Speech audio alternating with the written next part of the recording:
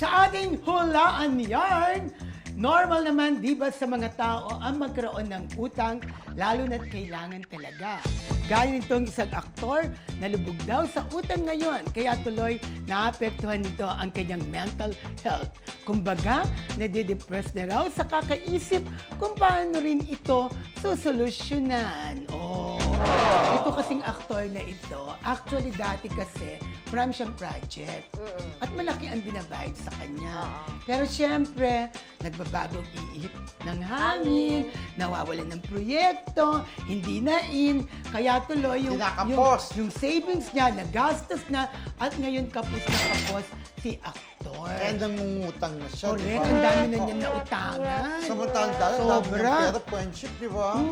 Diyos ko. So, ula-ula niyo na po kasi itong actor na tinutukoy namin na di umano'y ang daming pinagkakautangan. Alam mo, gustong-gusto mo itong aktor na ito. Oo naman, Ay, no.